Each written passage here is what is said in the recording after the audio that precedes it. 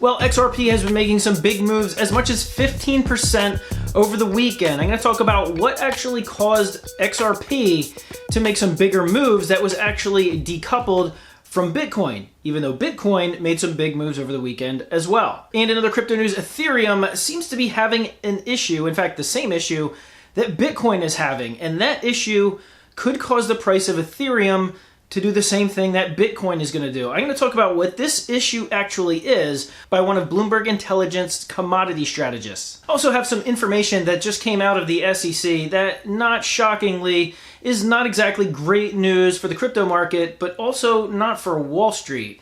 I'm going to tell you what a leaked report that just came out of the SEC about Gary Gensler and what his agenda actually is that might put all of his recent interviews into a better context. And speaking of crypto and what it could do for the rest of the year, I have an interesting insight based on an interesting tweet that someone with nearly 100,000 followers tweeted out, and a noted crypto strategist agreed. So I'm going to lay out what he said is in store for the rest of the year. Hey everyone, my name is Randy and welcome back to the Late Night Grind. Right now on this channel, we are of course covering the Ripple versus SEC case, which is hopefully ending soon. But I'm also covering cryptocurrency news, investment markets, and personal finance. So if any of those topics interest you at all, make sure you do two things. Number one, hit that subscribe button. Number two, hit that bell notification icon so that YouTube will notify you when I release a new video. And I believe people in the crypto space are some of the most generous people on the planet. So if you are feeling generous today, I'd appreciate it if you do two things. Number one, smash that thumbs up button. And number two, watch this video all the way to the end. Those are really the two best things that you can do to support a YouTube channel. So if you do that, I'd greatly appreciate it. Also, before I jump into it, I wanted to make note because I've seen several crypto channels that were, in the past couple of months, actually taken down from YouTube. And most recently, Anthony Pompliano's channel, who he has over 1 million Twitter followers, and his YouTube channel has over 250,000 subscribers, was removed from YouTube. Now, last time I checked, it was back up.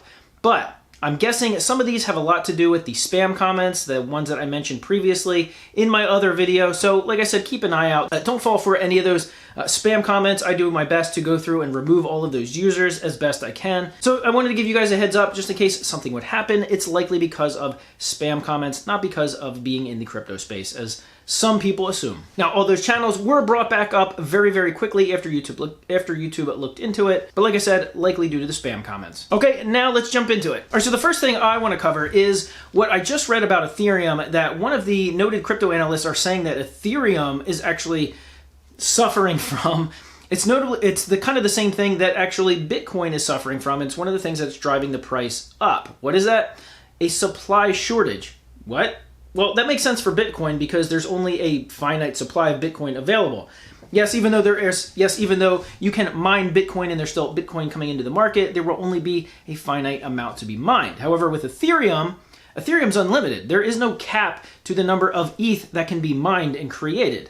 However, they did put a burn mechanism into the latest update to help stave off any kind of Ethereum inflation. And so far, it seems to be working. So Mike McGlone, who is Bloomberg Intelligence commodity strategist, he actually noted that year over year, there are far less Ethereum available now than there was this time last year. Now, that matches right up with what Bitcoin says. There is a supply shock, and that's why a lot of people say there is a coming massive price increase at the end of the year. Now, McGlone also noted there's a few other issues, but supply shock being a major one of them. The other one being on the fiat side of things, obviously inflation, which has been in the news for quite some time now. But now we have the debt ceiling. If you're watching in the United States government is fighting about a debt ceiling. And basically, they want to print more money to allow things like the government to stay in business and print more money. So just the simple instability of that is creating more and more issues of people buying up some of these cryptos as kind of an inflation against the unthinkable on the fiat side of things. So Bitcoin is not the only one with a supply shock issue. Ethereum now falls into that category. And now I want to move on to the SEC. As I just read an article that was actually about a leaked report from somebody inside of the SEC that was talking about Gary Gensler's agenda. And if you've been following this channel or several other crypto channels or a lot of people on Twitter, you'll be seeing that Gary Gensler's been acting strange since he became head of the SEC months ago, and many in the crypto space were excited about it because they perceived that he was pro-crypto, simply because he knew a lot about it. He taught cases at MIT.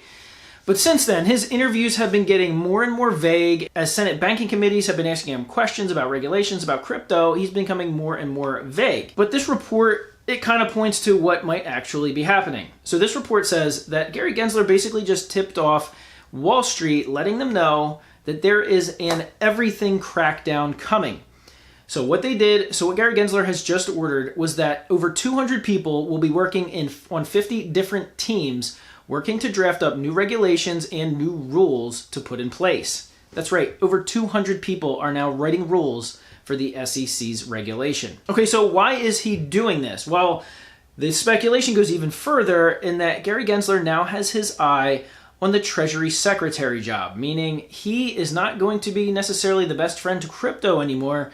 He's actually going to be the mouthpiece for the central banks, which is essentially what the Treasury Secretary is. And of course, central banks, well, they're not exactly friends of the crypto space. And now speaking of the SEC, I'm going to get into some news about XRP and Ripple. So if you've noticed over the weekend, Ripple's price, it actually fluctuated more this weekend than it has really in several months. It actually moved from about $1.06 up to $1.22, and then it came right back down. And in fact, just as of previously recording this video, it actually dropped from $1.14 all the way down to $1.01.